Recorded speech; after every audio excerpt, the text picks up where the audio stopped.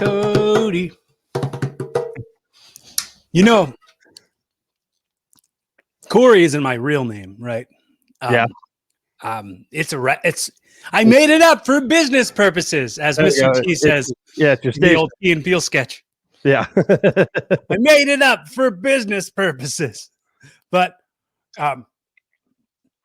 my real name is James. But that's beside the point. When it came to picking the name Corey, it was all based on the fact that I wanted my initials to be CK, like Calvin Klein. Because I wanted, when I first started wrestling, for my gimmick to be that I was a ditzy male model who doesn't know a lot of things, but I wanted my initial to be CK. So on the side of my pants, it could say CK. And I was like, I'm gonna change the spelling of castle to a K and pick a cool C name that goes with it. Yeah. My one of my best friends, one of the guys I came up with in the wrestling business, he doesn't let me forget that I almost went with Cody Castle. That was almost my name, and he still calls me it to this day. I don't know if I know many Codys in real life. I know a few, but yeah, I've got about 3 that I'm friends with, and so when we hang out, we just use each other's last names. That's it, and it confuses everybody. And I'm business partners in a sense with one of them, and so when we show up to do like a photography thing or a videography, they go, "Hi, what's your name?" Cody. And then I introduce myself or whatever, Cody. It's like, all right, so it's really easy to remember, just 2 Codys. So yeah, it makes it a lot easier. Well, I want to say before anything else, welcome, and I'm pleased to meet you. This is amazing. I'm glad that we got some interactions with each other, and we were able to become a little bit familiar with each other. I mean, just through like very peripheral ways, like just from listening to each other's podcasts and stuff. Yeah. Thanks for having me on, man. Appreciate it. I'm excited to have a new friend. Yeah. Somebody who's into like creating, being a real, like, I can't tell me I'm not going to do it. I'm effing doing it kind of creator. And that's, you literally just described me to a T as a person. It's funny because my friend, like I'm hard-headed in good ways, I guess, if there is a good way to be hard-headed. Like when I get something in my head, it's pretty much going to happen. And one of my friends was like, it was something stupid. I was talking about ordering a slap chop just to help like mince onions better. And he's like, no, you don't want to do that. I'm going to do it. He's like, you know what? I don't even know why I bother arguing with you anymore. Cause pretty much when you say you're going to do something, you do something. So it's like, that can be good. But yeah, no, sometimes I find it hard to find people that are like that though. You know what I mean? That like when it comes to trying to be creative or like take a chance or something like that, people are just. I've stopped telling people that I'm going to do things. I just decide to do them. Yeah. And that way you're not met with, oh, you can't, oh, you shouldn't. Because then maybe just in a vulnerable moment, somebody's influence will take over and you'll talk yourself out of doing the thing you wanted to do. So instead, I don't tell people what I'm doing. I just do the things that I want to do. Yeah, no, that's a good thing to do. Yeah. And sometimes too, like I try and bring people along with me or like, hey, I think you'd be perfect for this. And so you tell them, let's be creative and stuff like that. And it just doesn't click. You know what I mean? And so you're sitting there struggling like, well, I really want to do this with you, or I really think you'd be good for this, but you just don't want to be creative. You know what I mean? Like you're a creative person, but There's obstacles, and those obstacles are sometimes other people. Yeah. Yeah, exactly. So your show is, I mean, we've been described as autistically funny.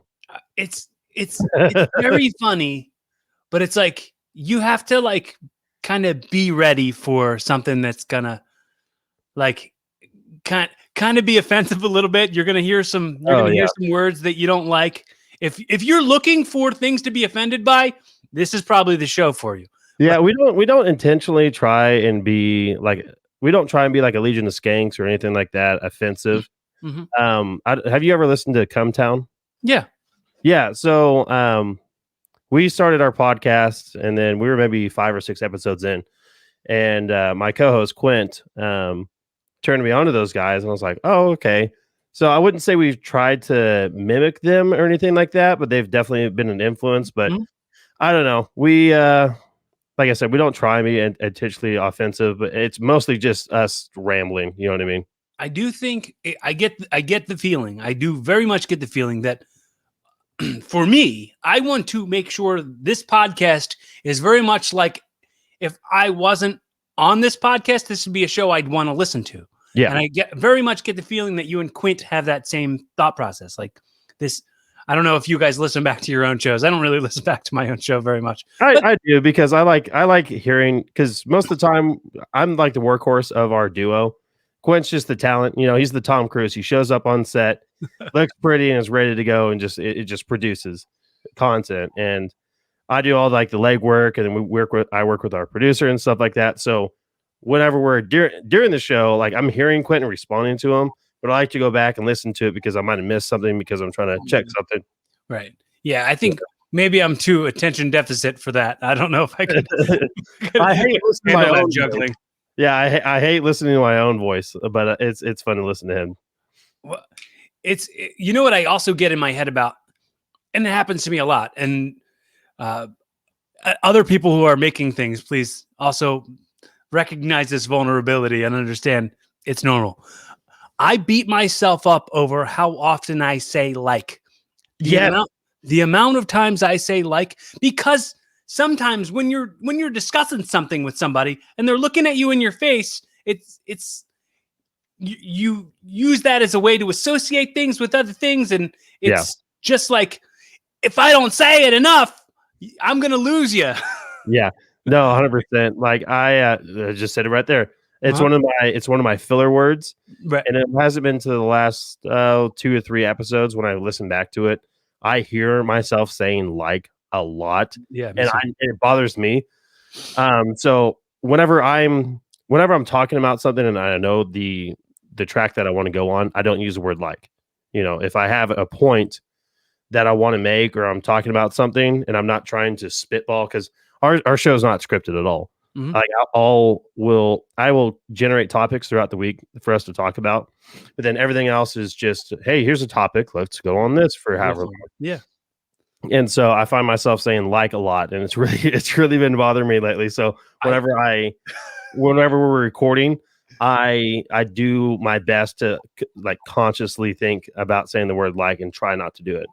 I had Todd Glass on the podcast, and I listened back to that episode the night of, and I was like laying in bed, and I was like, can I say like any more time? I was so embarrassed. I was so ridiculously embarrassed. And then 2 years passed, and I had him on the show again, and I was telling him about how embarrassed I was to listen to it. I didn't tell him for what reason. Yeah. But I just told him how embarrassed I was, and he was like, you should. You should be. You should be embarrassed. You should absolutely be embarrassed. But I think the point of that was like, if you're not growing, you should be embarrassed. If you're totally listening to something that you did like 2 years prior and you're proud of it, and you're like, wow, that was good, something's wrong. Something might be wrong. Yeah. I mean, that's probably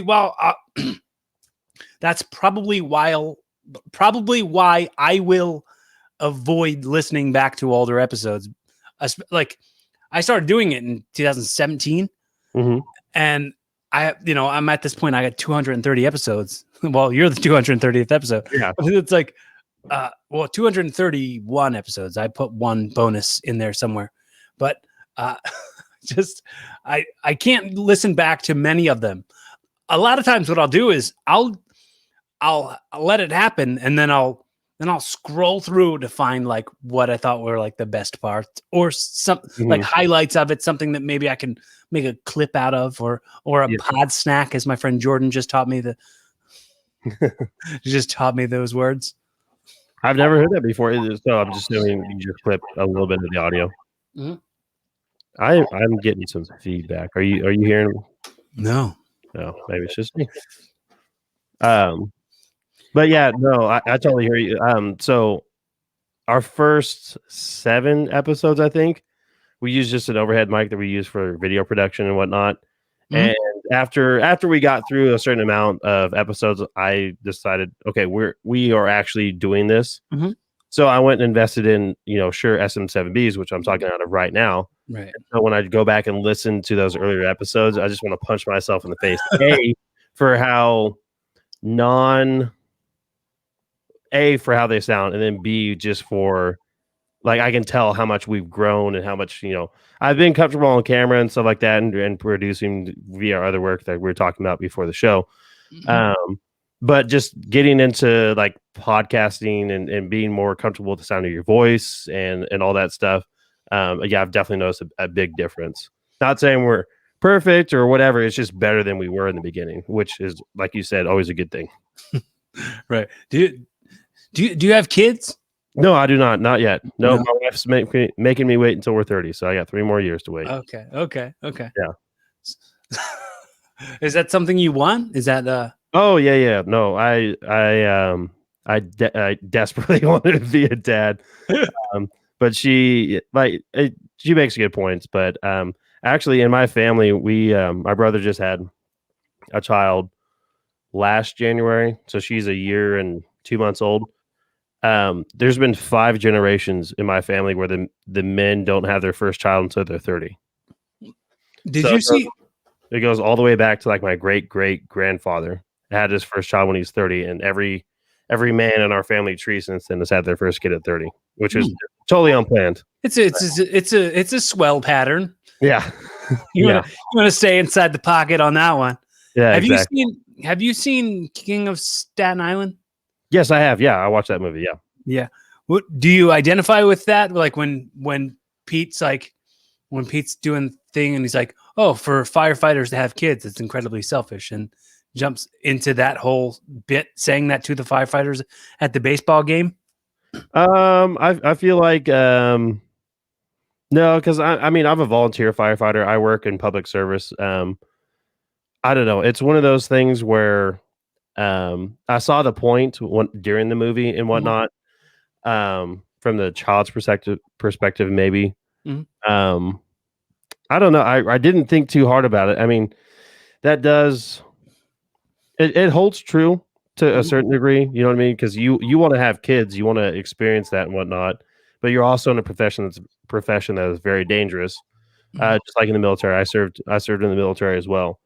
And yeah, if you had a kid and you got, you were killed in the line of duty or whatever, then yeah, you're already leaving that child pretty broken. So I mean, it can be viewed, I guess, as selfish and whatnot. But yeah, I don't know. I hadn't really even thought about that. You're fucking my head. You're fucking with my head. Well, a thing I think about a lot is the amount of influence, and I think the part of having a podcast, whether you have 10 listeners or you have millions of listeners, you have a platform in which you're showing people how you're living your life. And I get real wrapped up in like things being on the record. So when I said to you earlier in the show, I was like, or no, before we even started, I was like, this is going to be associated with you forever. Yeah. Like this stuff, this is outliving us. So the important part is like, I'm not anybody's father, but I'm always like, well, what if one day I had kids? They could go back and see what their dad was really like between the ages of this and ages of 33 on. Yeah, exactly. We touched on this on a couple of the last episodes where, I hear stories from my father and whatnot about him growing up and whatnot and kind of what he was like, but you don't truly know what your parents were like because that was the age before the internet. Right. And so now, my future children can go back and watch hours and hours and hours of me talking, and they can know who I am, which I think is something that is kind of cool about social media. I mean, there's plenty of downsides, but a good upside that I'd like to focus on, especially doing podcasts and whatnot, is that I'm creating a digital diary for my children. You know what I mean? So I always try and keep that in mind whenever I'm producing anything or putting anything out there are my future kids going to look at this and be like, what the fuck was that? Or are they going to look at it and just kind of understand me more? And then after I'm, well dead and gone, they have something to look back and, you know, if they miss me or whatever, they have something to look back and look at. And hopefully that's something that they enjoy. I said it on this show so many times, but when I was first beginning the show, it might have been before I even started recording it, or I had just a couple episodes in. My mom had she got these voicemails that were left from her mom and from her best friend Maria. Yeah. And they were left on her phone. She got them burnt to a CD so that she could just listen to them every once in a while. Yeah. She said, you know how like when people pass away, you forget what their voice sounds like?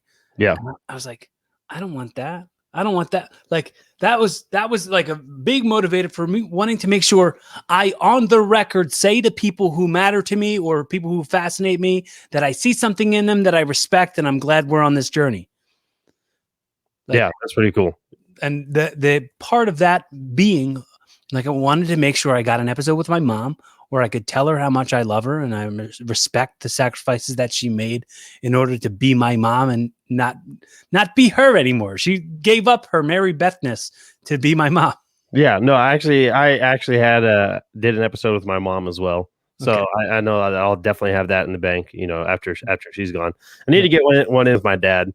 I think that'd be a hell of an episode, but yeah, I'd like to have one with both of my parents for sure.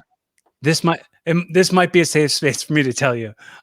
My dad called me after the episode of my mom came out, and he laundry listed down like she was lying about this, she was lying about that, she was lying about this. Are your parents still together? No. My parents have been broken up my whole life. Yeah. He was like, and he was like, I don't know why. I don't know. I'm giving my dad like a redneck accent. He lives in Texas. Yeah, fine. You can give him one of these. Yeah, I'm from Texas. You don't mess with Texas, you know. My dad lives in Texas, and he said one of the most 60s, one of the most in your 60s things you could say to somebody. He said, I don't know why you decided to try to broadcast your life on the worldwide weird. Okay, boomer, go back to the fucking closet. Listen to your fucking. Nobody even calls it the World Wide Web anymore. So just saying worldwide weird is irrelevant. Yeah. Do you think we're going to be like that whenever we get older? Because it's one of these things where my thing is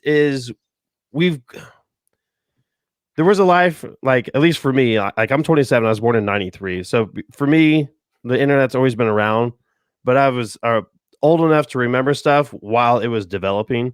Mm-hmm. And so once you're already in it, you just keep updating with like the next thing. But our parents, they were probably what, 30, 40 even before the internet came out. And so they're super associated with it unless they have to use it for work. You know what I mean? You know, a weird thing that I've noticed, my mom, my uncles, my uncle, my aunts, like they remember such details about their childhood that I think we've filled our heads so much with that we kind of forgot about stuff. Like my uncle will be like, oh yeah, I was talking to Bernie McGill. Remember Bernie McGill from when we were kids? Like you remember first and last names of people that you were neighbors with when you were children? I don't remember that shit. You know what? Actually, I kind of been subconsciously doing it. I try and go back and remember as far back as I can, because the memory is just you're remembering the last time you remembered it, right? So you know your memories can change over time. So I occasionally I'll just randomly think back to as far as I can go, and just try to remember names and stuff like that, so it doesn't go away. Mm-hmm. That's yeah. I recently told a story on here about like when I was 3 years old. And I remembered clear as day still. Like I can still remember that part of it because that was like an impactful moment. But I don't remember like the kids that lived in my neighborhood. Like I remember. I have a memory from probably about 3 or 4. We went down to Florida for a vacation, and I distinctly remember checking into we had like a condo or something like that right on the beach.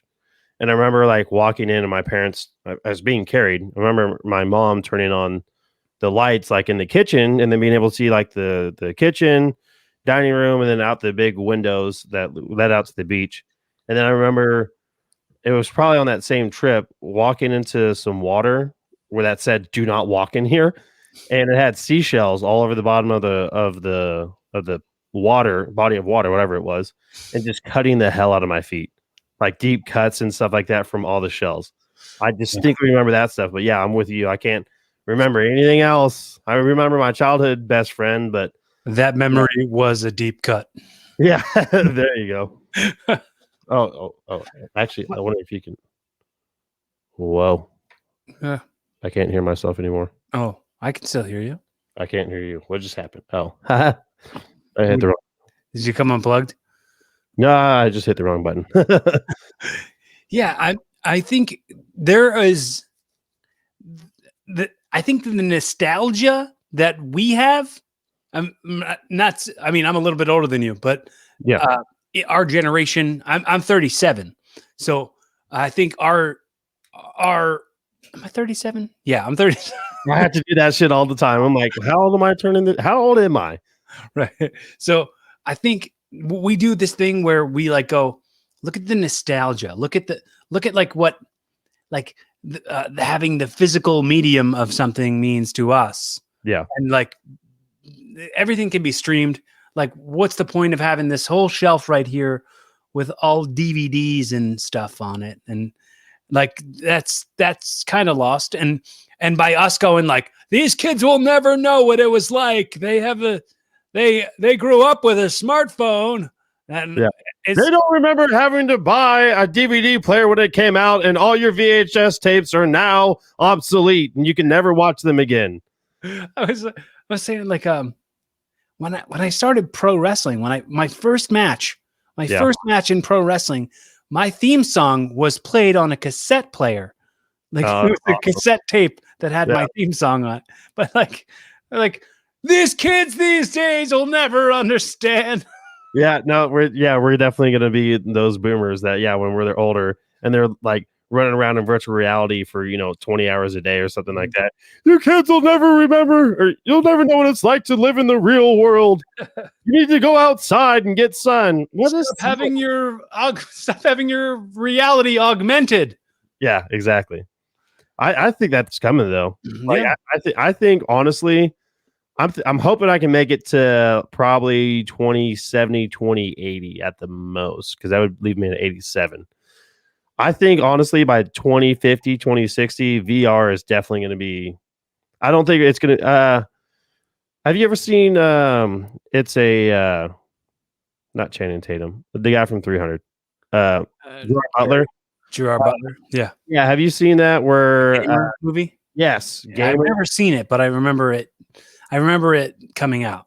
Yeah, so I'm not going to say it's like one of those things where you can virtually control somebody else or you'll be completely immersed in a virtual world, but I definitely think it's going to be a big thing, not just for gaming, but for also leisure and shit like that.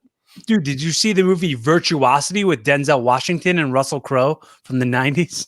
I don't know. I don't think so. It's funny because my co-host Quint, he knows a ton of movies and people.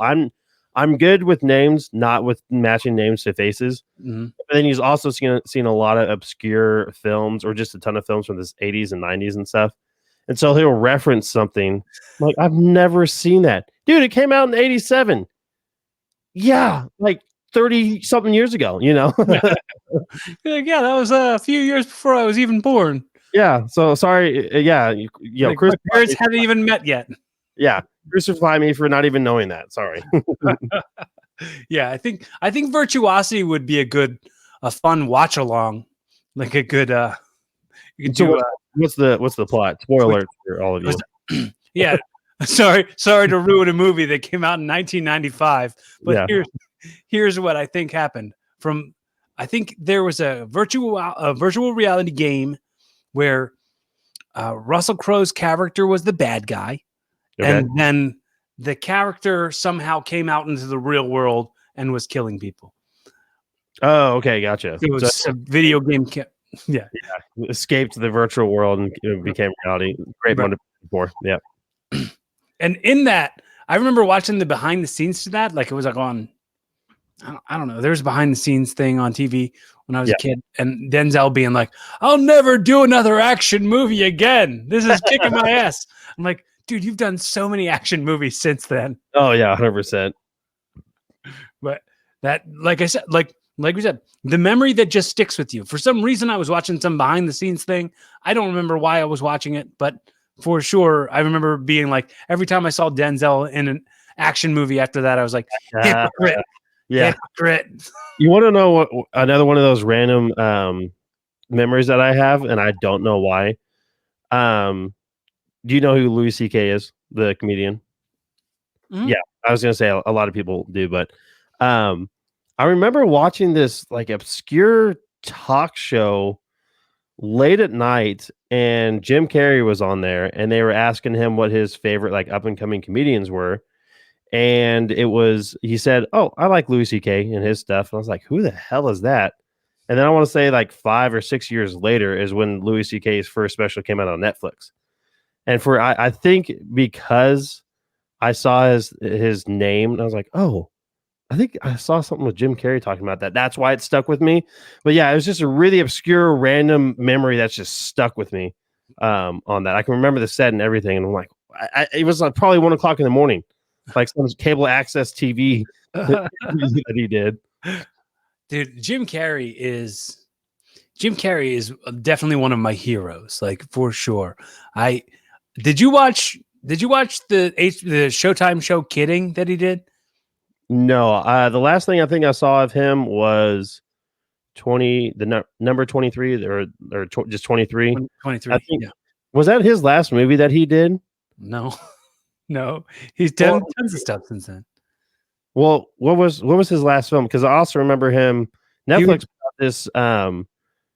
It was like Jim a and doc. Andy. Yeah, it was like a documentary about a documentary, and I thought it was really weird. Like he was playing somebody else, but the film was actually Did them you in the did film. you see the movie that the movie was called Man on the Moon? It was a biopic for Andy Kaufman. So he was playing Andy Kaufman Yeah, in the biopic, and I he don't think I lived actually like saw the method. movie. Yeah, I just saw that. I never saw the actual movie Okay. because I think I tried to do some research afterwards, and I'd read an article and just didn't do any more research. That was what it was. It wasn't like an actual movie they were putting out. I saw the movie in the theaters. I remember I was What Man on the Moon, right? yeah. I think it was like 99, 98, 99 or something like that. Oh, really? But didn't that thing that Netflix put out come out like 2 years ago? Yeah. So Oh, they released this like a way later. They were like, "Oh, uh, that movie came out in the 90s. And then now we're going to make this documentary where we're like catching up with current day Jim Carrey to talk about the movie that came out in 98 or whatever." gotcha. I'm sorry. I hope my camera's still up. I'm looking at Jim Carrey's movies. I'm trying to find his most recent one because actually, Sonic the Hedgehog, probably. yeah. Oh, yeah. Sonic. Yeah, I guess Sonic the Hedgehog. But I'm looking at these movies that he's been in. I think I've seen just about every single movie he's ever been in, or anything he's ever done. So yeah. So why do you say he's one of your heroes? I, I just I remember like when I was a kid wanting to be a comedian. I always wanted to do comedy, and then right when I was like, "Yeah, I'm going to do comedy," In Living Color came out, and I just watched that, and I was like, "Oh, this guy, he's just inspiring me," and I just want to do. And then the whole stuff came out about his backstory with his writing the check to his father for acting services rendered, Yeah. and he put the check in his dad's grave with him, or in the casket with him, or something. And I was like, all of that feels like some me shit. That Yeah. all feels like some me shit. And it just makes me, I'm very much in the idea of somebody else's success isn't my failure. And it's like, oh, that just shows me I can do it. Yeah. That shows Exactly. me Yeah. I got it. I can blaze my own trail that might be similar to this one. And it's not me ripping somebody off or being a hack. It's very much like wow, I'm excited. I'm excited that that your podcast exists. I'm excited that you have the opportunity to reach some people, and you're creating some quality content that will create it like a digital timestamp for your future kids to listen back to, get to know Cody or Dad, you know. Yeah, exactly. Yeah. No, You'll be able to get it'll be a clearer picture for, maybe one day they'll be able to like go, hey Dad, you said in this episode, like yeah. No, yeah, I at think 15 or something, they'll discover it and be like, you said a word that no one should say. Why did you say that? get And you'll canceled be like, years in the future. Yeah. it was a different time, son. Yeah, it was a different time. It wasn't okay at the time, but I still said it. I'm assuming you're talking about the R word. Oh, probably. Okay. I don't know. Didn't want to say it on your show and piss everyone off. No, man. I mean, I used to do, I have to say, fully transparent. I want to make sure that I'm all the way up front with this. Coming up, I kind of had a little bit of an ego, and I've had to like have conversations with my ego and thank it for coming and tell it to leave to the back. Yeah. But like when I was a kid, I used to say tons of stuff. Like my family, I have one brother who's special needs, I guess you could say. Yeah. And I have a gay brother. I have a lesbian sister and a lesbian mom. So I'm like, oh, I can say all this stuff. Like I was a sped kid. So I was like helping the kids next to me read and stuff, like learn how to read and helping them spell things. Like that was all part of it. I was like, oh, I can say that word because I'm one of them. But I eventually, instead of having to roundabout retell the story how I can say this because I'm this, I just cut that shit out. It's like I don't well, but like I don't know, and maybe this is to me some enlightenment, but I feel like using words like the R word and stuff like that, it matters a lot on intent, like what your intent is. Like, it may be upsetting to some people, but I don't necessarily view it as wrong unless you're using it against somebody in a derogatory way, or you do meet someone that's special needs and then you do call them an R word, stuff like that, because that's just it's vindictive and punching down and stuff like that. Well, I've really, I say all that so that I can tell you these two quick stories. Okay, all right. So I was a groomsman in one of my best friend's weddings, and his wife has a lot of mentally challenged people in her family. She said to me, they're going to announce you coming out, and you're going to come out to the song "Let's Get It Started" by the Black Eyed Peas. Okay, I already see where this is going. And I said, I hope it's the "Let's Get It Started" version of that song, because her family is there's a lot of mentally challenged folks. And I was like, I heard the song come on and I was like, yep, that's definitely "Let's Get Retarded." Like that was definitely the version of the song. And I was walking out. Wait, they played that version of the song and not "Let's Get Started"? Yes, they were playing the "Let's Get Retarded" version of the song. Was it at just the wedding of the groom, or like it was the family of the bride who had mentally challenged people in her family. And but like, were they? Sorry, I guess cutting you off, but who decided to play "Let's Get Retarded" instead of "Let's Get It Started"? Oh, whoever the DJ was, the wedding DJ. That's very cool of him to assume that you could just play that at a wedding, right? So, I'm like, I hear that playing, and I'm like, I just started walking out, and I was like, I'm not dancing to this. I'm gonna protest that this is the song that we're coming out to. So I'm like, walking out with my arms crossed, and I like look over and I see the whole group, the whole family is all dancing and having a great time, and they're smiling and they're laughing. Yeah. And it's not offending them. They're not offended by this. They're just there to have a good time. And I was like, oh, I'm being retarded. Yeah. I Like, mean, I like the thing about most words is a lot of people get offended on behalf of other people. mhm, Most of the outrage usually comes from people being outraged on behalf of other people who, like you said, like in that story, in that anecdotal experience, mhm. you were offended for somebody who was like, yeah, I don't care. Well, I mean, And then I, you're like, oh, okay, all right, so once again, sped kid got that word used against me hard by bullies growing up. Like for sure, like lived that life. yeah. I was in special classes since 4th grade, and it was funny because do you know who Lewis Howe is? I don't believe so. He's like a motivational speaker. He's like an offshoot of like Tony Robbins. Oh, gotcha. And he put this like short film on his Instagram that was like some kid making fun of the sped kid for not being able to like read well. Yeah. And he's like, "Oh, you'll probably just grow up to be a school janitor, you dumb idiot." And then he like went off and wrote books and became this big successful motivational speaker and author.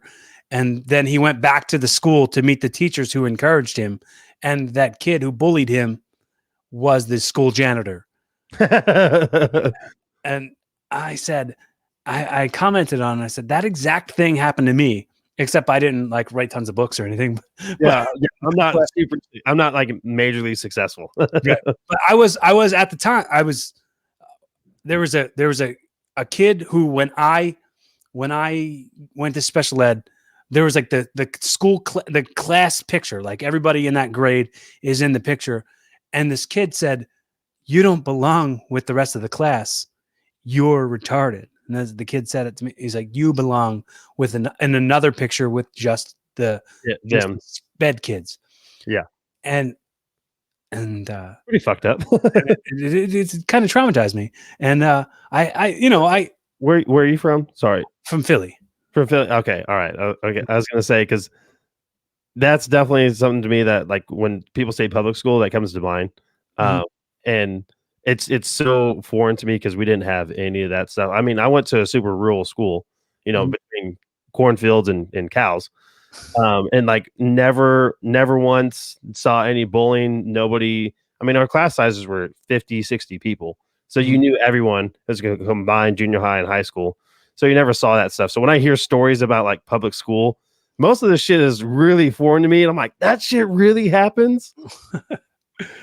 That's one of the stories where I'm like, wow, I can't. Okay, all right, that's pretty grotesque. But after high school had ended, I was wrestling on TV. Like I was around here, it was local TV, but like to me, it was a huge deal. That was the channel that ECW was on. Yeah, you're on TV. Yeah. Right. So I was like, well, this is awesome. And then I went into Burger King, and the guy who told me I didn't belong, and then I was the R word, was flipping burgers. And I was like, all right. Did you say hi, or like did you like call, like did you just see him, or No, did you present? no. I mean, I didn't talk to him. I didn't say anything. I was just like, You got you adjusted. Take my order, sir. Yeah. Yeah. Yeah. That's why you got to be careful what you say to people, because you never know when that's going to come back and bite you in the ass, or like later on in life, that person might be someone that you don't get along at the time, but in the future you're like, oh, dude, we totally jive now. Yeah, I super value the interactions I have with people, and I think I'll probably tell you that I'm very fascinated with the resources that connect people and the things that inspired somebody to do something else, that caught the chain reaction that led to like life-changing moments for somebody. And I get all the time things coming back up that can help me based off of interactions that I had before, that I had to act accordingly, or make a good impression, or just be sweet to somebody when the opportunity was there. Yeah. Instead of just like ignoring it, which is so easy to do. And that also brings up the point I make a lot is doing nothing is easy. Most people live a life that is nothing and it is easy. Yeah. I think most folks walk around in a autopilot mode and aren't intentionally creating their existence. And I see that as something you are doing. I see something you're doing as being an intentional creator in your existence, and I respect it. And Yeah. Oh, I appreciate that. Yeah, no, I definitely hear what you're saying. Yeah, my interactions with people, yeah, it'd be super easy to, ignore someone or just not engage with that. But I, like you said, I kind of strongly believe in just being nice to people in general. It's probably the Midwest in me, but also being nice to somebody because you never know when you're going to need that person, or that person might need you, or they meet somebody that it matters that they have a good opinion of you. So it's always a good rule of thumb to be nice to people just because that's the decent human thing to do. But then you also never know when that person's going to come back into your life and whether the circumstances are going to be in your favor or not. And it would have behooved you back then to be nice to them for your future self, Well, I'm currently working a job that I worked at 13 years ago. So they brought me back all this time later. And Yeah. I just got offered something today that was from somebody who I worked for 11 years ago. So it's like, well, I must be hopefully I'm not a pain to be around. Yeah, you put the right vibes out there. Yeah. Hopefully I'm not a real pain to be around. I think that it helps when you can be funny. I'm not calling myself funny, but I'm saying maybe next to the next person that you would ask to come work for you or do something for you. Yeah. They're maybe not as funny and maybe not as much of a pleasure to be around. Yeah, exactly. I know what you're saying. I don't want to call myself funny either, but yeah, definitely, like, it does help to be at least charismatic. You know what I mean? As compared to the next person, because if you crack a joke, whatever, at the right time and people laugh, they're gonna remember that and they're gonna remember you. You know what I mean? And then if you, like, especially if you're interviewing for a job, if you can try and fit some sort of humor in there or something like that, they're gonna remember you. And then the next Joe Blow comes in, they're like, that guy sucks compared to this last one. And it could just be all your charisma too. Yeah. I mean, be more qualified, but you were funnier. Well, I also really like to have like tons of things that can be listed off. I love the idea of like listing off like, well, this guy's this and this and this and this, instead of being just this one thing. Yeah. Like it's very it shows a flexibility and it shows an ease in going with the flow and figuring something new out and being something new. Just because you're something doesn't mean you can't be something beyond that. Yeah, correct. Yeah, totally be one thing. Yeah, for sure. I totally understand that. I feel like dude, you're like just speaking all these truths to me. Like, damn, like, are we the same person? Oh, that's nice. I like having friends like that. That's like the point of making friends. Yeah, exactly. Yeah. Well, I mean, we can be different enough in a lot of ways that it can, the similarities and the differences can find a middle ground. Yeah, exactly. And just trying to be, I strongly feel like you can be friends with anybody as long as you're open and receptive, in the sense that I may disagree with you on a lot of things, but if we can find some common ground and you can keep an open mind and not, just because this person doesn't think the way I think, that doesn't mean that you can't be friends with them. My time spent in the military, you meet literally everybody from every different socioeconomic class. I mean, just every sort of background, upbringing you can imagine. And as long as you have some common values, you can be friends with anybody, even if, you would have never even associated with that person before or never even thought about it. You're forced together and then you find common ground. And now I've got some really lifelong friends that I never would have imagined being friends with in a million years, just because we come from such different walks of life. But here we are. I have a humongous amount of respect and love for the military and anyone who served the country. I just want to say, like, that's awesome, and I want to. Don't say thank you for your service because I jacked. I will never say that. That's Okay, good. never been the words that came out of my mouth. I really, before I would say that, I would have to say thank you for doing what you did so that I didn't have to do it. Yeah, I appreciate that. Like I was gonna say, it's a common thing among service members. We have a lot of people say thank you for your service or thank you for what you did, and for like 99% of people in the military, it was just jacking off in a porta potty in 150-degree heat in the desert. You know, there's like 1% of people that are out there actually like, you know, fighting and stuff like that, and the rest of us. No, but man, you sacrificed an ease. You sacrificed a comfort in life, like for sure. But if you weren't out there killing people, that's not the point of what you gave up for the fact that you did that job.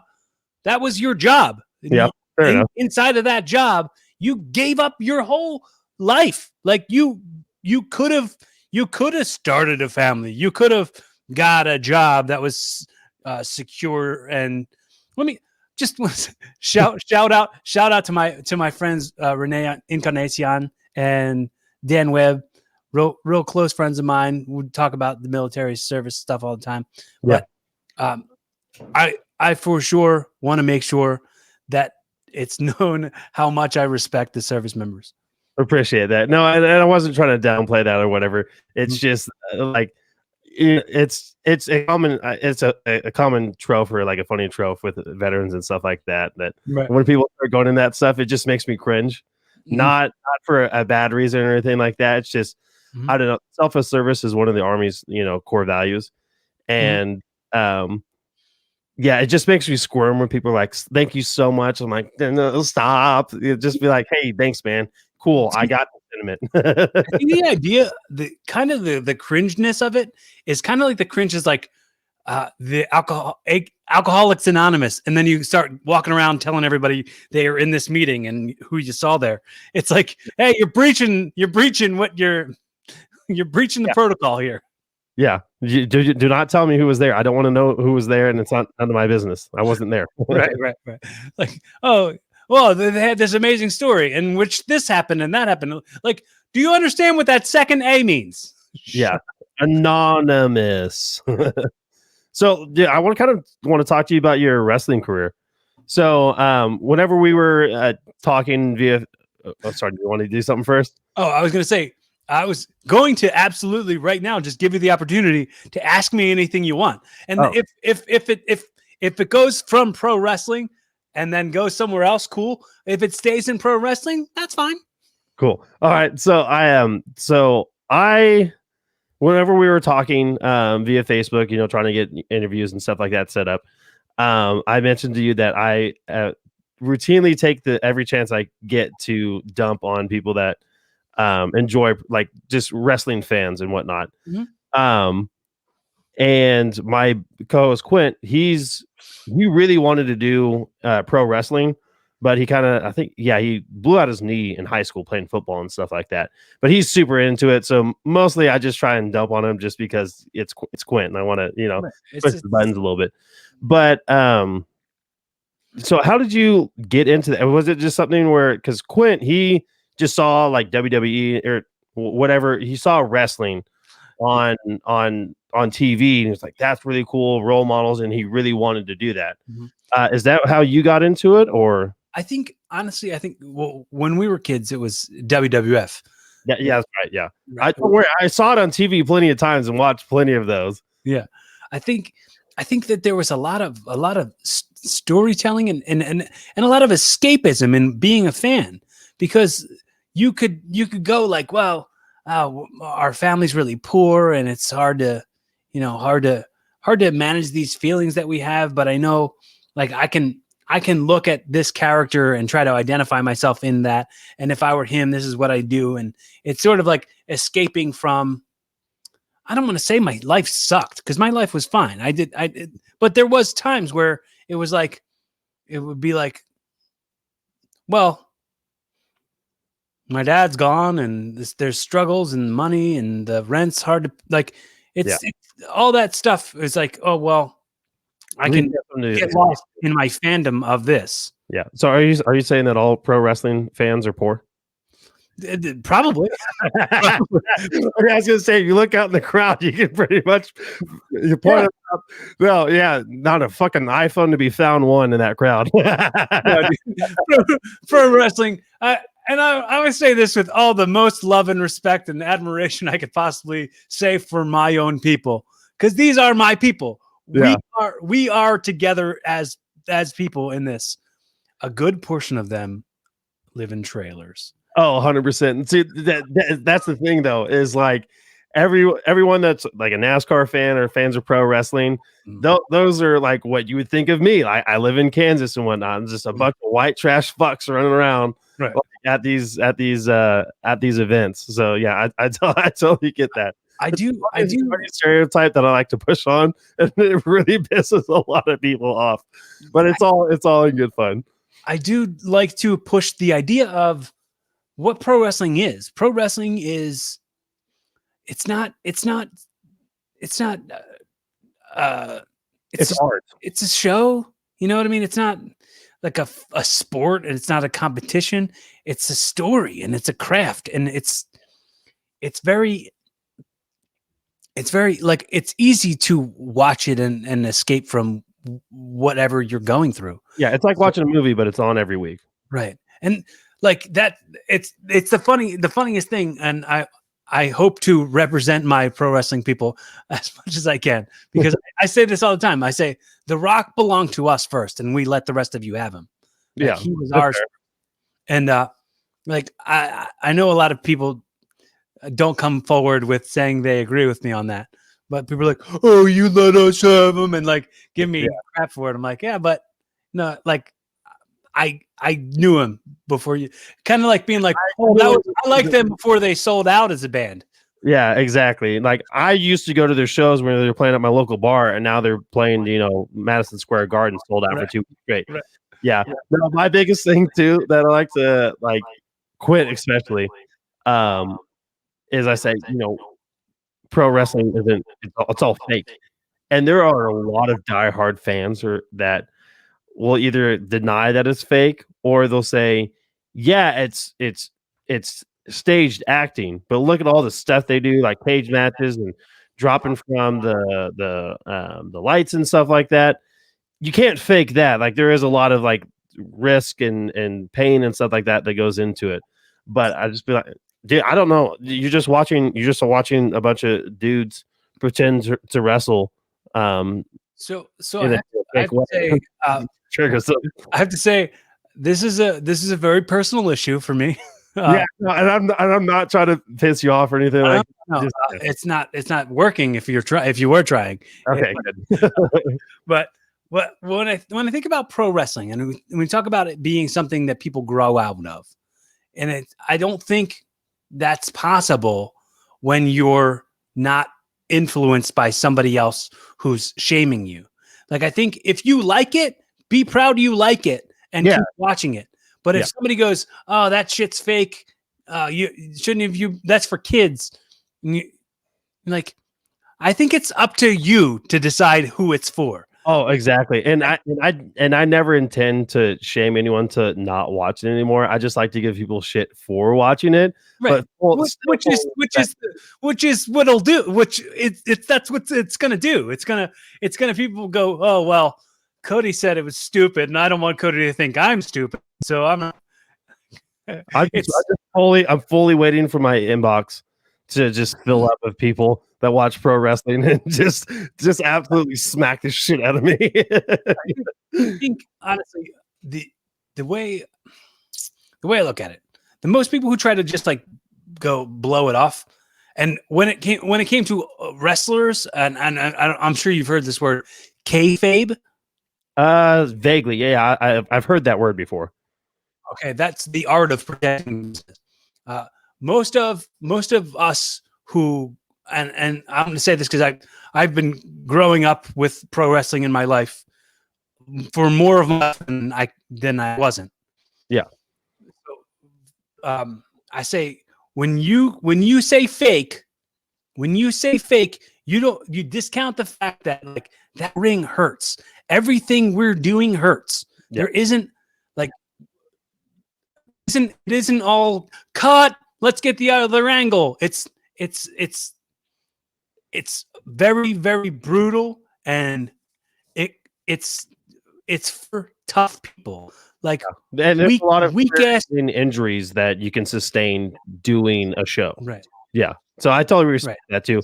And I guess part of it too is I think I've never really been fully immersed because earlier you were talking about there's some escapism in pro wrestling.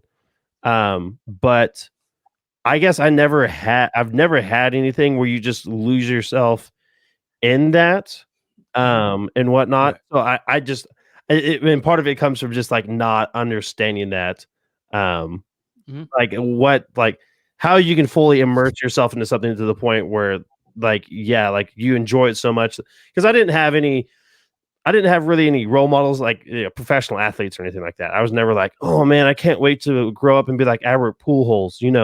I never had anybody like that. It was mostly just I want to grow up and be my dad, and then just doing a bunch of kid shit and not even thinking about I need like having someone that is larger than life. I don't really have any childhood heroes or anything like in that same ballpark.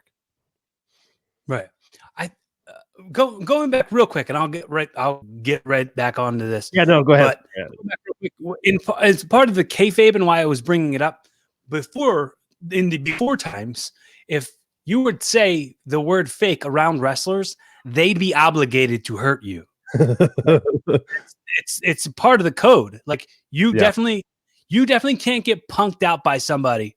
And the second they say fake, they then negate, they invalidate all your work that you're doing, the thing that you gave your life for. Like you sacrificed.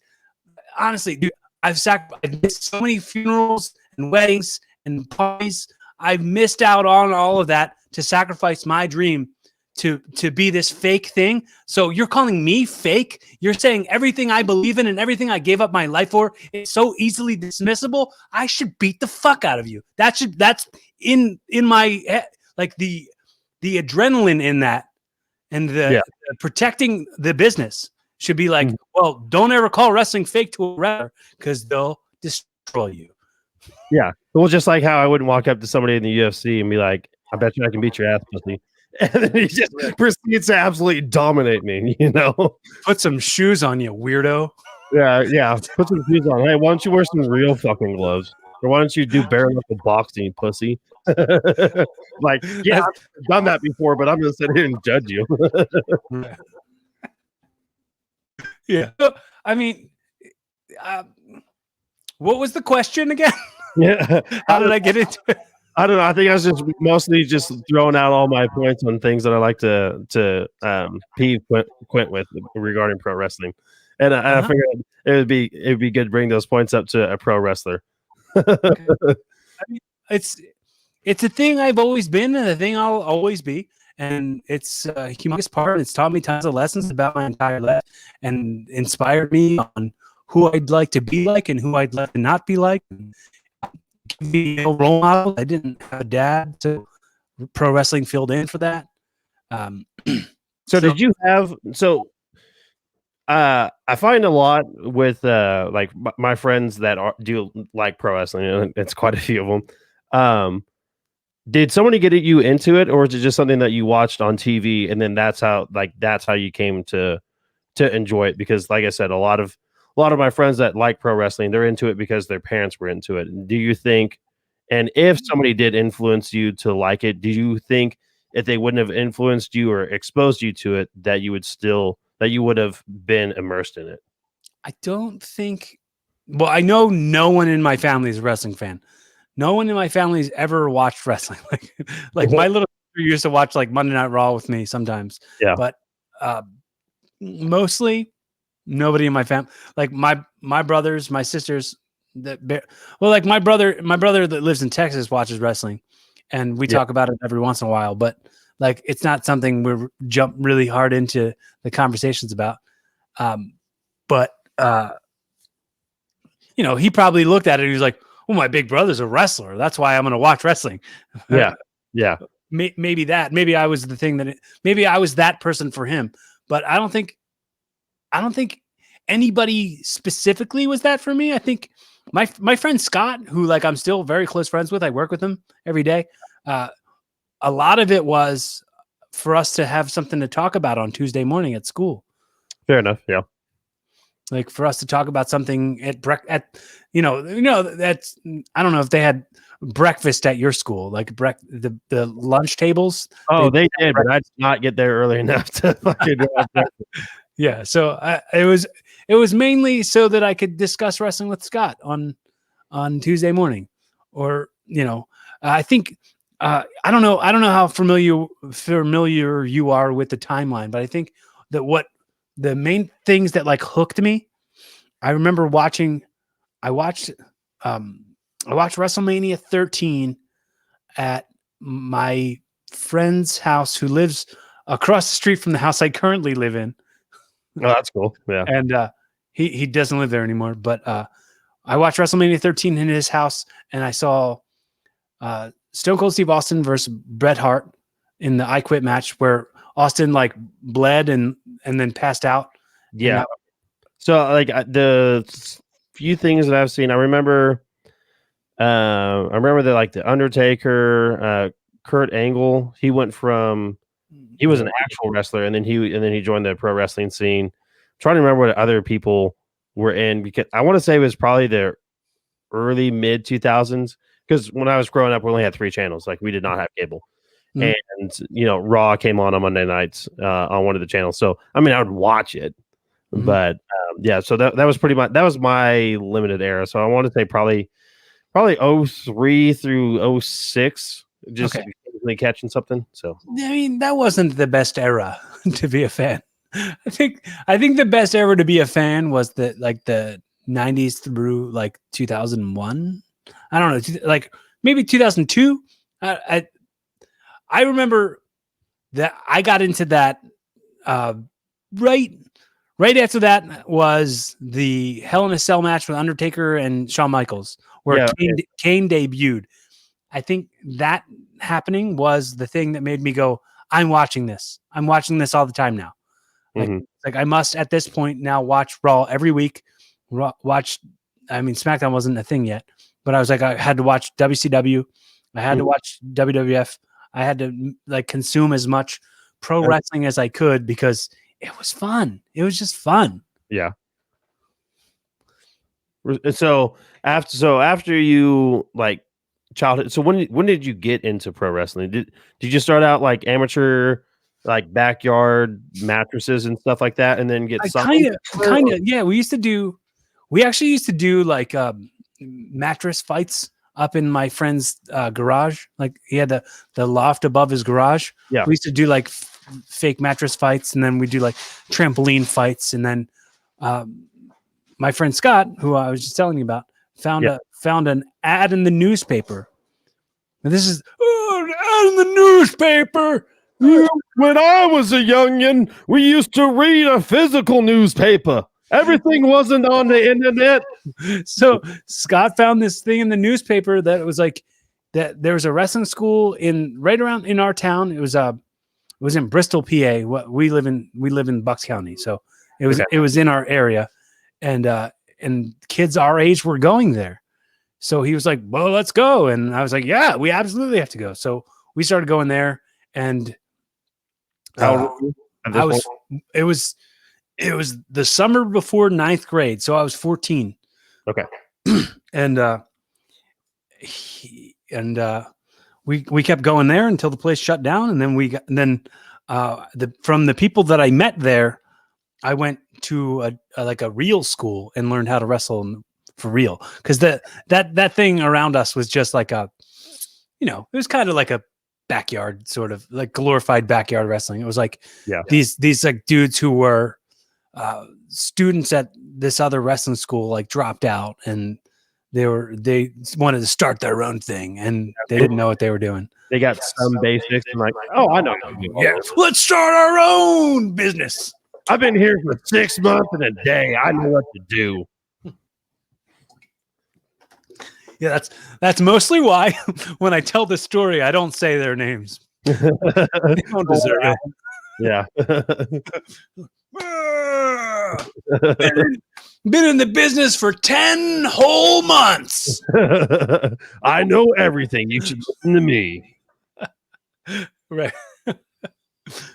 But yeah, so I got trained the right way when I was 16, and that was like through friends who I had made through this this fake school. Yeah. And so, like, upon graduating, like, was there like an actual program type No, deal? not really. I mean, I was in school while doing this, so my trainers would check my report cards, and they would like try to talk to my mom about how it was doing and stuff like that. Oh, And so there kind of is a mentorship too. sort of, yeah. That's why I said like the male role model shit that I didn't have. I started getting through wrestling. I started getting through having these men taking interest and like really care. And Yeah. these are at this point in my life.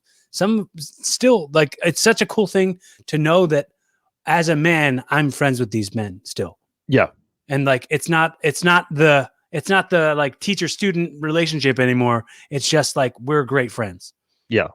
That's awesome. Yeah. So so when did you sign your first contract? I never had a Never. contract ever. No, never had a contract. So was it just one of those where it was a televised series and you were just Yeah. on it and that's how it went? Or Yeah. It was just I was paying my dues still. So I don't think I was even getting paid. It was just like there was a show that I was doing that happened to also be on TV. Gotcha. So then how long did you do that for? I was there from like 2002 to like 2004. I don't know, probably 2 years. I mean, probably only 2 years. Wasn't Gotcha. very long. And then what'd you do after that? I mean, did you Just do indies and indies, tons of indies. I've done tons of indies, just tons of like very, very like farmers market, VFW hall, armories, yeah. basketball courts. And they just set a ring up, and I go out there and I do fire hall. What other kind of buildings? Skating rinks. Yeah, just really anywhere. Yeah, anywhere where they're going to set up a ring. Sounds kind of like stand-up comedy. I mean, obviously, I don't do stand-up comedy, but I've listened to enough stand-up comedians, and they talk about nooners and just doing random shows where you just show up because you needed that stage time. You would just show up, and someone's like, "Oh, hey, yeah, you can. Here's a mic. Here's a very small speaker. Fucking, it's the thing you listen to music." Boombox, a little Yeah, karaoke machine. That's little it's a speaker, right? Yeah, no, yeah. Here's a speaker, here's a microphone, have at it. And by the way, no one knows you're coming. well. I've been doing open mics and stand up since like 2008 is when I started doing stand up, and the worlds are so parallel. Everything is exactly the same. So much is exactly the same. It's except what's super cool is like since I'm 14, 15 years old, I've been addicted to the serotonin release that's associated with people applauding me, giving me validation. Yeah. So in comedy, I get that exact thing, except I don't have to take my clothes off and no one has to hit me in my face. Sounds like a porn set. Yeah. I get to keep all my clothes on and no one hits me. Yeah. I don't have to fall down. I don't have to risk concussions or anything. Yeah. That's awesome. Yeah. So what's stand-up comedy been like for you then? I think I was just starting to hit my stride, man. And then COVID happened? Yeah. I mean, I think I was getting to the point where like I was recording all my sets and listening back to them. And I was like, I'm such a fan of comedy. I'm as much of a fan of stand-up comedy as I am of pro wrestling. Yeah. So any like new special, I know about it. I've watched like every stand-up comedy documentary. I'm such a epic nerd for stand-up comedy. like one of the biggest comedy nerds that you'll ever meet, maybe. So all right, so top 5 comedians. Mitch Hedberg, number 1. Okay, pretty sure I've heard the name. I don't know if I've seen his work, but I probably should. He's dead now. Well, yeah. I knew. Like, I've heard Joe Rogan, like Tom Segura, and them talk about him. So, Mitch Hedberg, Mike Birbiglia, Pete Holmes, John Mulaney. Yeah, I can just continue listing stuff. I'd say Joe Rogan's up there as a comic. He's so funny. Dave Chappelle.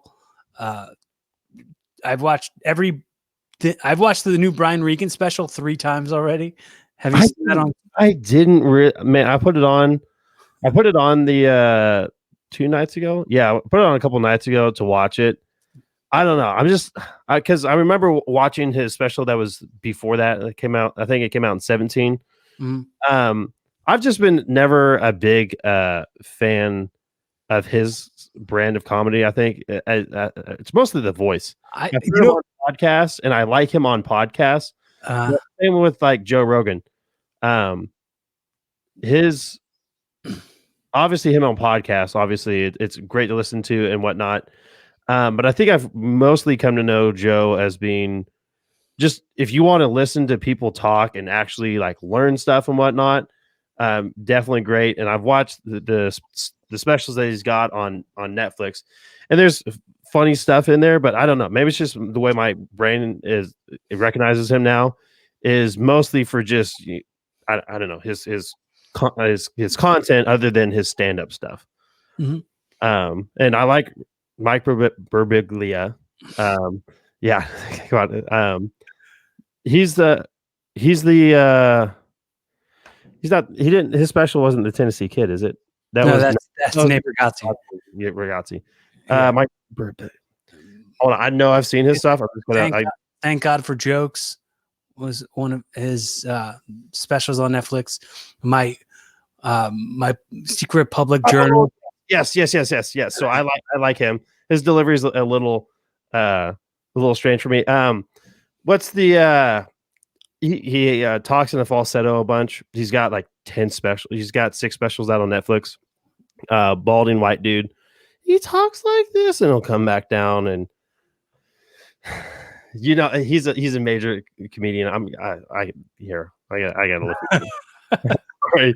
We're getting to the I don't know. I would call myself a comedy fan, but whenever it comes to being put on the spot, I always takes a shit.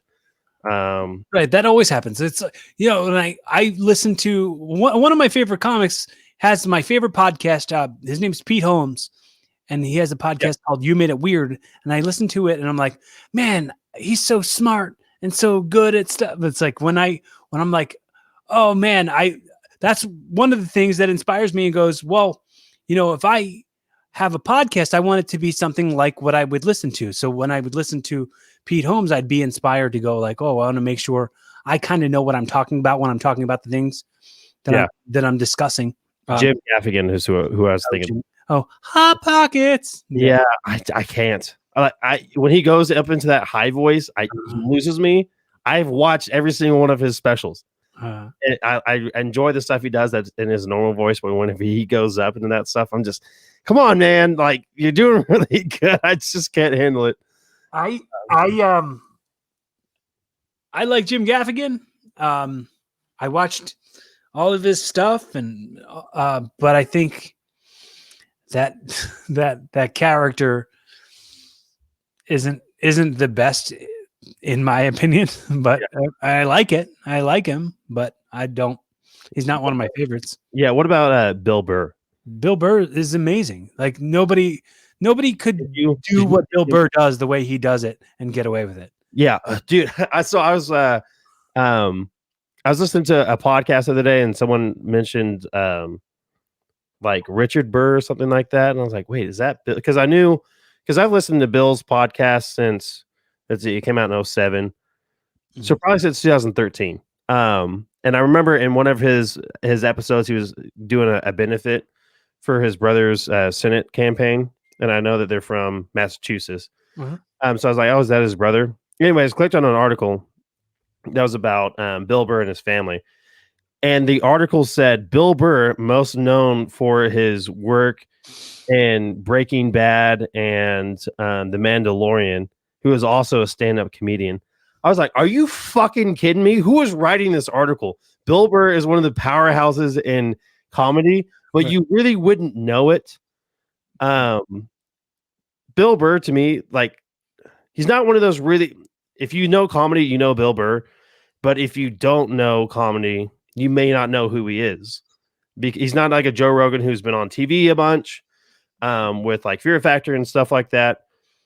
Bill Burr is just huge in the comedy scene, but it's not big and like flashy, I guess. For a long time, I would just go to bed with one of Bill Burr's specials on, or one of John Mulaney's specials on. And like nowadays, I mostly just put on like podcasts when I go to bed. And sometimes it'll be the Bill Burt podcast. I listen to that one pretty often. I didn't know who Burt was until one of Joe Rogan's, I think it's the first of October they did. I was like, who the fuck is this guy? And then I think right after that, his Machine special came out. Yeah, I've watched some of his specials also. I can do Two Bears, One Cave with him and Tom Segura. I can't do the Bill Burt podcast because Burt, and I can't do Burt's actual podcast either. He's a good supporting role, but on the Bill Burt podcast, Bill kind of takes the supporting role, and I don't know. Burt kind of gets on my nerves, and he also because he's like super into just worrying about shit or whatever, and it kind of like.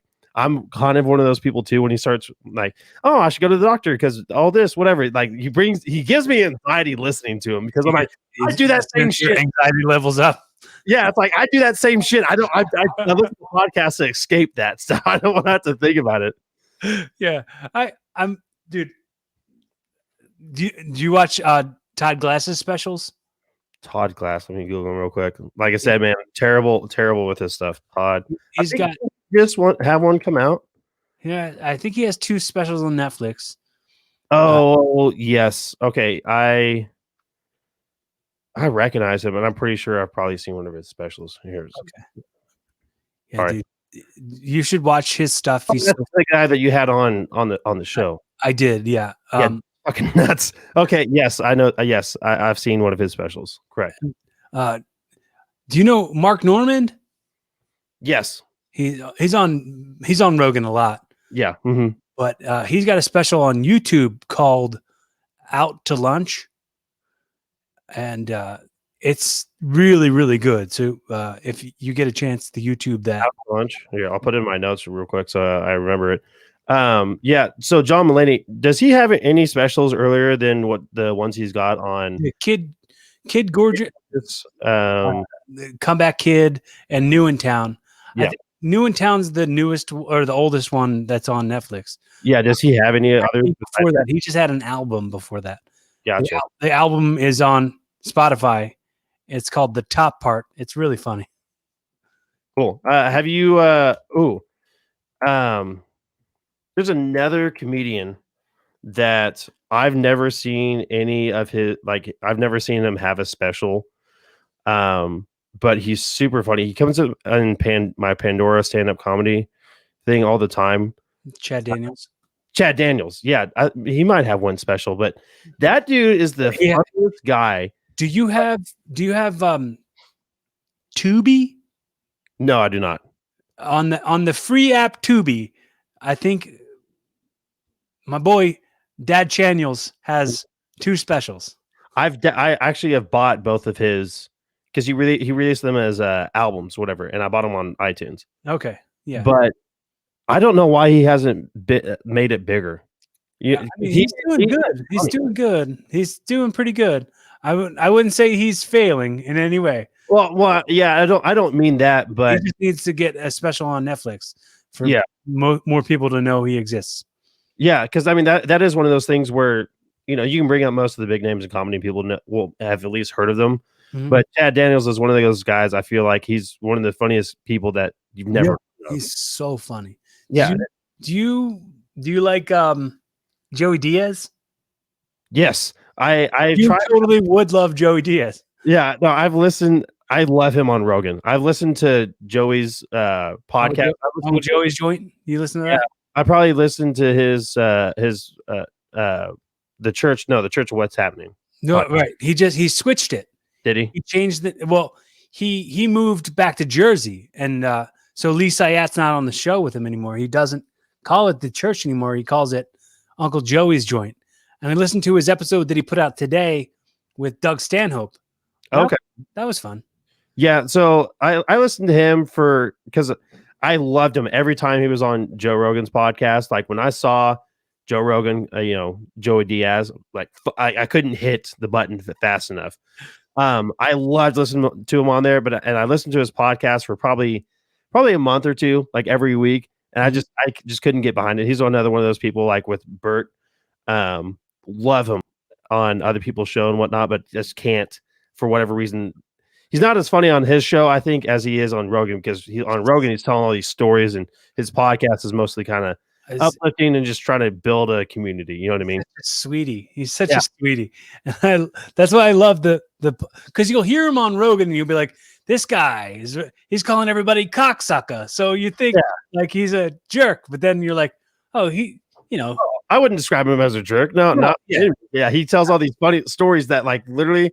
I listen to podcasts all the time, and rarely do I actually laugh out loud. Like I will be amused the whole time I'm listening to podcasts, but it takes something to really get me to actually laugh out loud. I'm the same way with comedy specials, but like every time Joey would tell a story, I'd be rolling like in the car, like I'm gonna wreck if I don't turn this off or pull over, dude.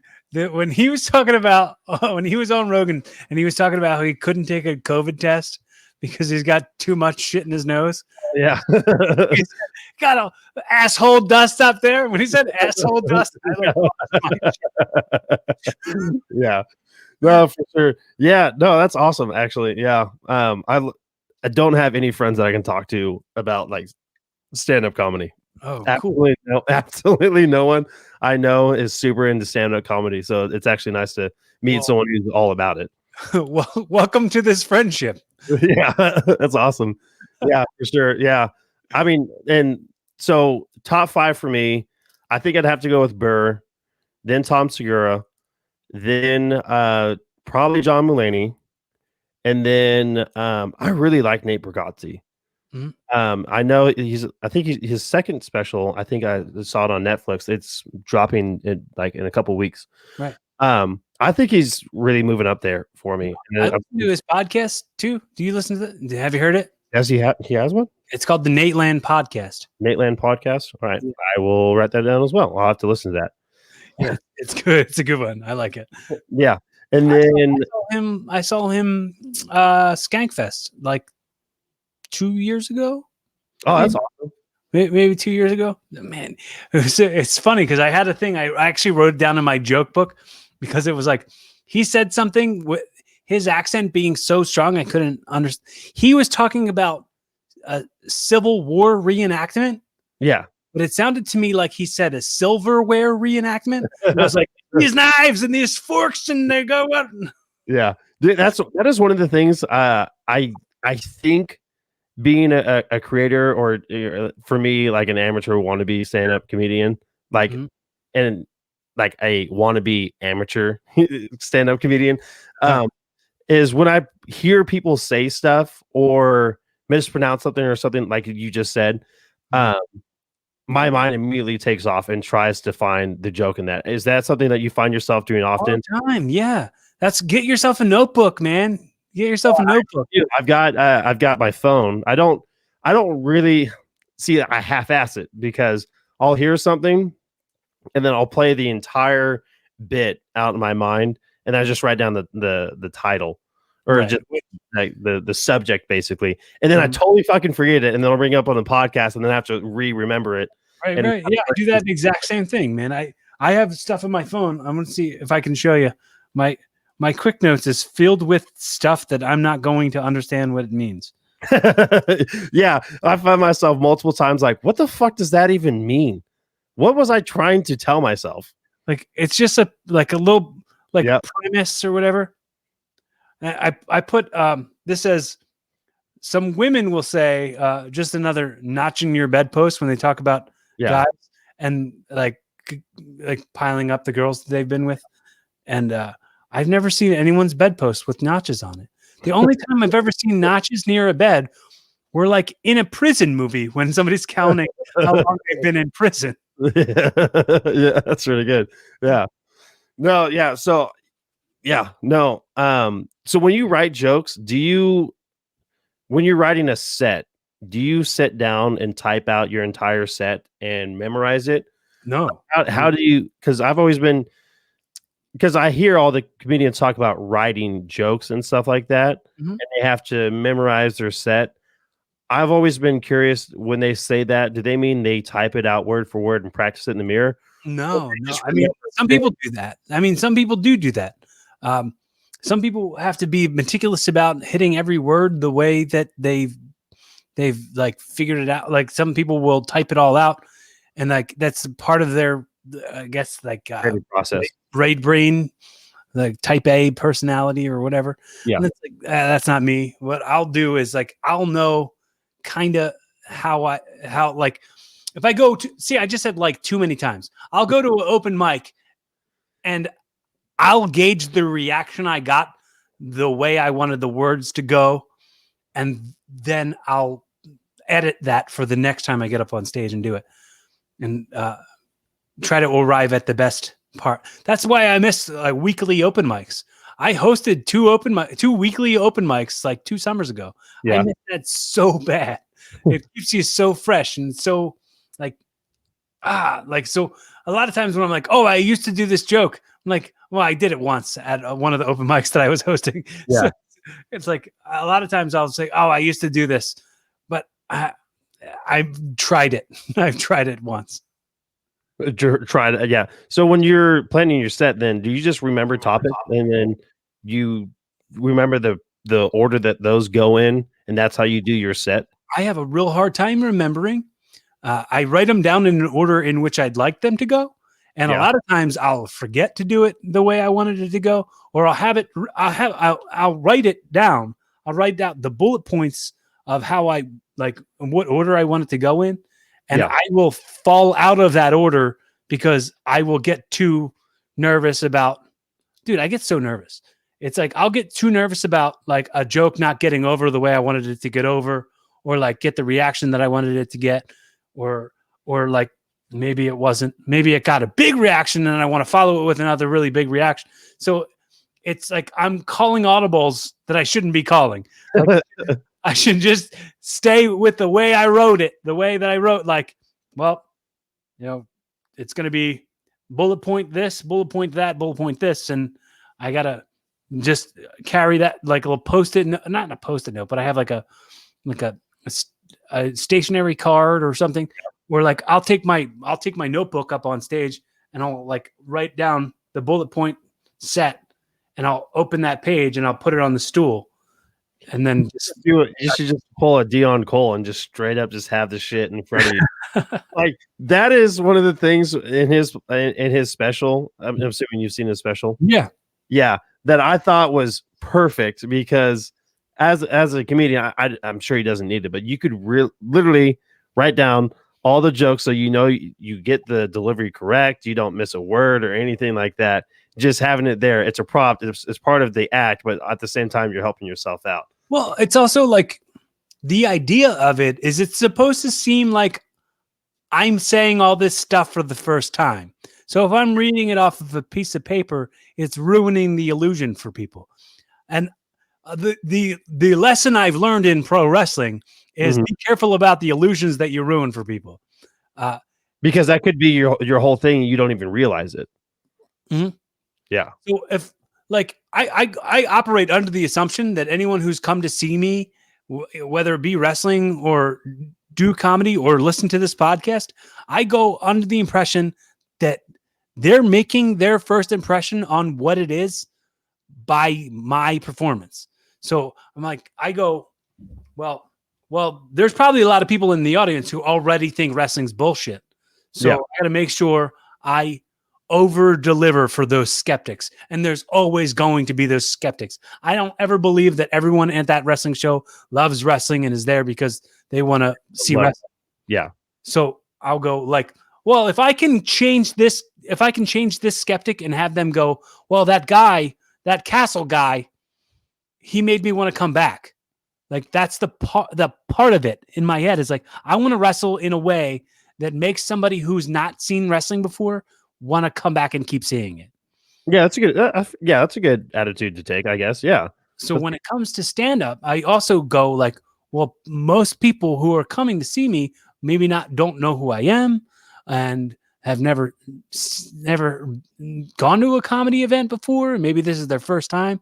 And if they're like, yeah, I went to see comedy. The guy was reading from his notebook. Sucked. Fucking sucked. Yeah. So it's like, I don't know. I don't know if I want to go to comedy again. It's going to be about amateur dorks with their stupid cell phones out trying to read their notes. Yeah. So, with podcasting, and I guess you do stand-up comedy. What do you? Because I've kind of thought about this before. Because I do podcasts first, and I've thought about doing some amateur open mics, but where I'm from, there's no. If you want to go to an open mic, you're driving 2 hours to Kansas City, which is good because at least it's 2 hours away and not 8 or something like that. But like what then you got to drive home with the shame of a bomb. Yeah. Drive 2 hours to do like a 3-minute set. Right. But I've thought about it. So do you approach your podcasting and your stand-up comedy career in the same way? Because I've noticed in a lot of comedians, they do their podcast that is markedly different than their stand-up. So if you watch their stand-up specials, there's some through lines between their podcast and their actual stand-up, but you can tell that it's two different performances, if that makes sense. And I've also thought about, like, if I were to try and put together a 5-minute set, I'm going to pull from my podcasting experience so far, some stuff that I thought was funny. But the thing is, with podcasting, you don't get that instant feedback. The only way you know that if you're being successful or funny is if your podcast continues to grow. So you know that you're doing something right, but you don't know what you're doing right. Yeah. So the way I look at it, like, I feel everything I'm doing feeds everything else. So in doing the podcast, I'd hope that I'd gain a more comfortability in front of a microphone, in front of people, maybe trying to do a joke. And if it gets a laugh from the one guest, then maybe then I'll go, all right, maybe I can make a bit out of that. So people see me do comedy and they go, oh, he's got a podcast. Oh, what's his in this podcast, he talks about how he's a wrestler. Let's check out his wrestling stuff. Oh, this pro wrestler that I'm liking also acts and stuff. Oh, you know that he also does comedy. Oh, you know that he also does a podcast. Oh, yes. You know that everything else just hopefully feed into everything else. Yeah. So, I'd hope that you'd read those through lines through my stand-up. Like in my stand-up, I've done a lot of the jokes on here, and people like some of the things I'll come up with on here and I'll write them down. Like the Monday morning podcast. Yeah. Like you're hearing that all that stuff became every special Burr had. Yeah. So you're right. Yeah. I kind of want that too. I do want to gather a sort of cult following from all of the things that I'm doing so that I can, like, so it sounds like really, really arrogant. I do want to make an impact on this world. Yeah. I do want to get people to understand how to listen and how to understand and be sympathetic and empathetic and evolve into a better version of themselves. Hence, it's called Evolving with Corey Castle. Boom! Brought it all the way around.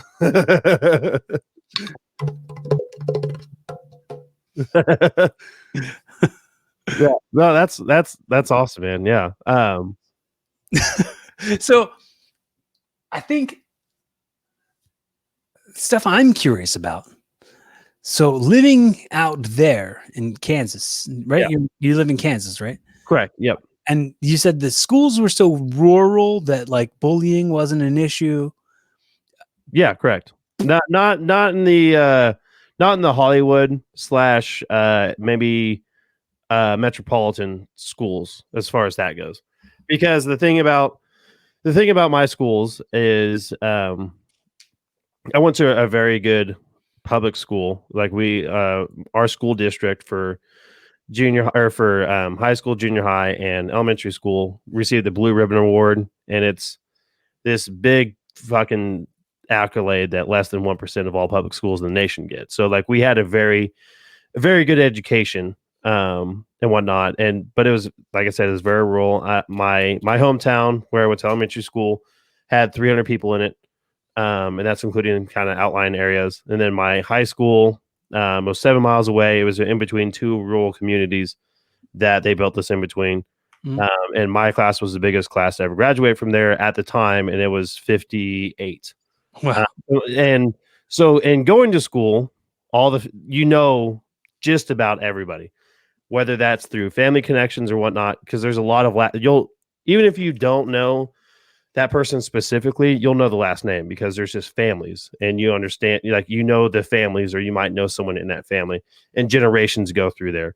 Mhm. So when it comes to your interactions with your fellow classmates, your parents, everyone's parents knows everyone's parents, and there's none of that shit where you just pick on someone to pick on someone. And it's part of being, I think, from the Midwest and just being nice to people in general. So you didn't have that shit because your parents will whoop your ass when you get home if you're, the teacher calls and says that you were, picking on kids or whatnot. And there there was that just basic do-gooderism Mhm.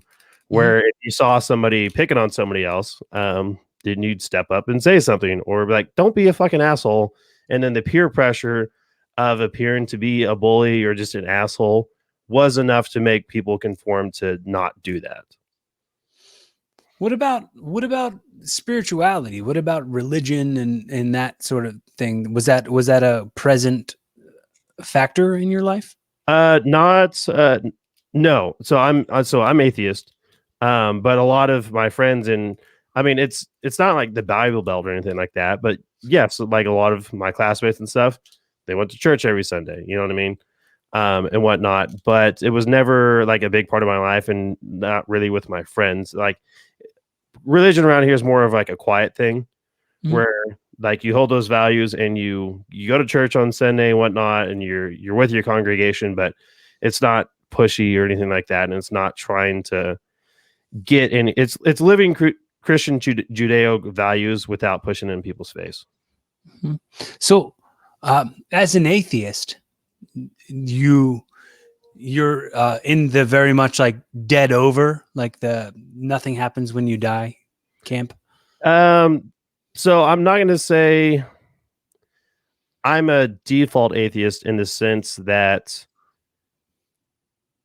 I kind of believe in spirituality, but despise organized religion in the sense that how can you definitively say that something happens? And I say I'm atheist, but I don't know what happens after you die. Right. But you study the history of most of these religions and whatnot, and kind of how they got their birth and what the purpose of them was.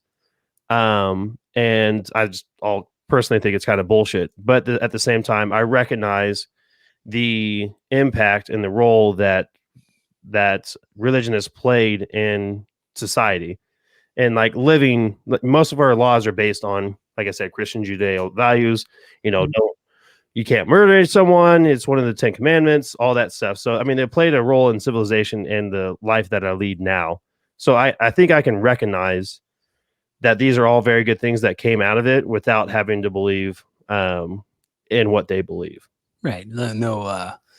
So gray bearded man on a cloud in a lifeguard tower. Yeah. Is not- There's not. I mean, I'm pretty much there. I'm with you on it. I think that I don't want to say I identify as atheist because I say Maybe agnostic. I lean more towards Buddhism, I guess. But I've not like taken the bite. You know what I mean? I haven't taken the bite into Buddhism, but I'd say I recognize more with the ideals of Buddhism in the in the like the gratitude and the what we're gonna we got to do something, you know what I mean? Like it all can't be for nothing. It's not just some coincidence. Yeah. So my thing I like to take my favorite take on religions in general is like you. I probably most associate with Christian values, right? But I also believe that you can not believe in their God, but also take good lessons and ideals and whatnot from various religions and then apply those to your life without having to wholesale believe everything like Well, Buddhism and stuff like that. I agree with what you're saying, gratitude and stuff like that and positivity and whatnot. There's things from because when I was in the military, I was deployed and I got to speak to a lot of Muslims and learn about their religion and stuff like that. And I took some things from that I thought were good values and whatnot, and Christianity and all that stuff.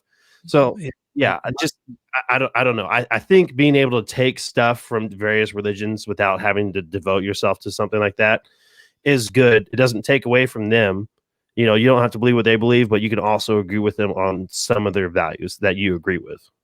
Well, I do think in that, like, staying flexible is always the most important thing to me. I feel like I never can say that I'm all the way right because what if I'm not? I can never say that I'm all the way wrong because what if I'm right? So I'd like to keep it somewhere in the middle and be flexible on it. I do think that when I think the idea of like heaven being a place you go to, I don't know if I can subscribe to that. I don't think hell a place you can go to. I don't know if I subscribe to that.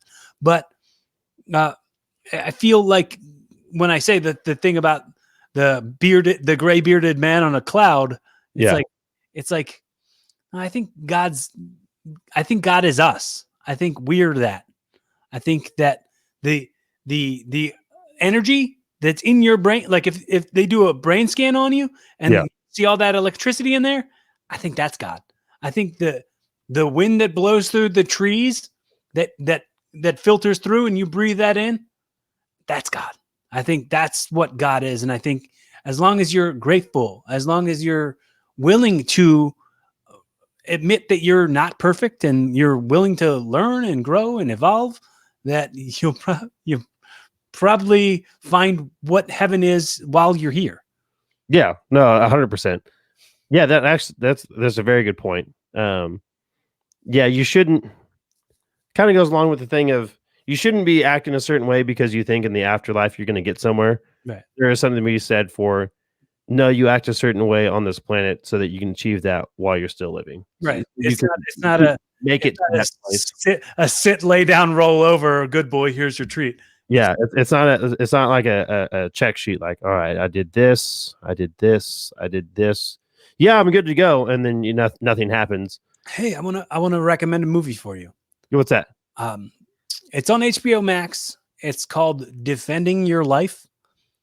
Okay. It's not Mel Brooks, Albert Brooks, and Meryl Streep. Okay. It's good. It's like the guy dies and goes to a purgatory where in the purgatory the lawyer, they treat it like a courtroom where they show like highlights and lowlights of your life and why you should go to heaven or hell. It's I remember that being a lot of the ideas of like what happens to you when you die came to me from like movies. Like I remember seeing like Bill and Ted's Bogus Journey and Dogma and all dogs go to heaven. All those things like etched to me what afterlife was. Yeah. And Don't get me wrong. I'm fucking hedging my bets and making sure that I'm living my life in a way that if God actually does exist, I can be in the courtroom and be like, look at all the shit I did. Yeah. I may not wholeheartedly believe that there's going to be a man in the sky that I have to answer to, when I die.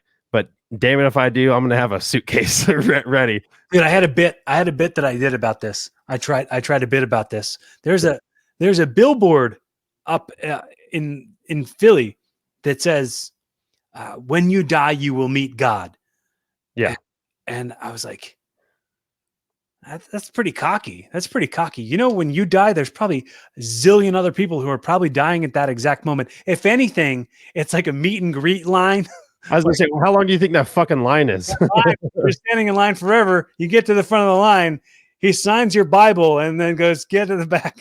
Yeah, there you go. Like the handlers shoo you along. All right. Yeah. Well, Bill Burr actually has a kind of he talks about it often, about like getting into heaven. He's like, imagine living in heaven. That must be fucking hell. Like, what is every day supposed to be great? You know, there's no clouds. What does it ever fucking rain here? Yeah. You know, because like after the first, he said, after the first 1,000 days, wouldn't you be like, man, this is getting fucking boring, Yeah, I had a thing I used to say a lot about that too. I went on a cruise that was 13 days. I was like, that's too many days. I hate this. I want to be home now. Yeah, exactly. And so what? I'm supposed to spend the rest of eternity in just bliss? Fuck, right. That sounds way too exciting. It sounds way too boring. Make this bliss. Make this now where you are, and the things that you want, be them. Have those things be closer to what you believe heaven should be. Yeah, no, that's definitely some great wisdom to live by. You know what I mean? Yeah. So I got 2 more things for you, and then I'm send you off, riding off into the sunset with a hot dog and a handshake. You ready? There. All right, let's get to it. Okay. So in the idea of being on the record and this outliving us, yeah, I do a segment that I like to call audio time travel. Okay. Right. So the words that you speak next will be going directly to the ears of your adult children. Okay. God damn, this got heavy real quick, man. You just transported me about 40 years into the future. All right, let's go. All right. So whatever you're saying right to them right now. Okay. Very important message that's audio time traveled. Okay. It's me, your fat ass dad. I just want you to know that I love you. Take all of my work and digest it and take the things that you like out of it and the things that you don't like, or draw the good things that you like from my content and use that, and take the things that you don't like and just pretend like they didn't happen. All right. You know me, I'm an asshole. But I'm also your dad, and you know that I love you. And use this digital diary that I've left for you to remember me, whether that's good or bad. But use it. There you go. God damn, you should. Yeah, dude, that's heavy, and I like that. Because I don't know if there's some cosmic connection, but you brought up a lot of shit that I've been thinking about in the last like 2 weeks. On stuff like we were talking earlier about memories, and then about basically digital diary. You're leaving behind a whole collection of work and whatnot. I've been thinking about this stuff a lot over the last 2 or 3 weeks, and you're just like, hey, all of this that you've been thinking about, I got you. Well, it's all important. It's if you've been thinking about it, it's been important, and there's been a place for you to come out with it. And here happens to be the place, and right now happens to be the time. I've had this dream intro to the show. Yeah, and I have it. If you download the show directly from Spreaker, which I don't know if anybody does that, directly from like the app that I hosted from. Yeah, and only on that app, when the show starts, it'll do the the beginning is just like the very end of the song Guerrilla Radio by Rage Against the Machine. Okay. Yeah. Where he goes, it has to start someplace. It has to start sometime. What better place than here? What better time than now? And that's how they jump right into this Awesome. show. And that's perfect metaphor for like everything I do. I'm like, yeah, what better time than now for anything? Like, I'm for sure going to ask you to be exactly who you want to be when you want to be it. And if you're up for it, absolutely take us down the journey. We'll talk about it. We'll, dude, honestly, I have to say to you, before anything else, while we're on the record and I'm speaking directly to you, I'm happy to be a resource for you in any way possible. If you need a friend, if you need guidance in any way, if you want to come up to Philly, you need a couch to sleep on, hit me up. If you're going through anything and you need some just a judgment-free conversation, please do not hesitate at all to ever reach out to me. Yeah, appreciate that, man. Same here. I try and be that person for other people, and I've been that person for a lot of other people as well. So I really appreciate that. That's good. Now, the way I wrap it up every time, the way we wrap up, on Evolving with Corey Castle, as I always say, hypothetically, I've gifted you this show. Okay. So from now on, it's Evolving with Cody William, and this has been the pilot episode. This has been your first episode of your new podcast. And in a very Jerry Springer's final thought sort of way, wrap it all up in a nice pretty bow, which you kind of just were doing. Wrap it all up in a nice pretty bow and tell us how you can learn from your life lessons in order to evolve to a better version of yourself tomorrow as you are today. And just at the end, to keep it silly and to keep it light, do your best Alf impression and say, "Hey, Willie." Alf. What do you? Alf was a sitcom from the like 80s or 90s or something. God damn it, you and Quinn! I swear to God, you just keep putting me on the spot with these old fucking TV shows and movies. So I look like an idiot because I'm like, I don't know what the fuck that is. Okay, well, just do a silly wrap up then.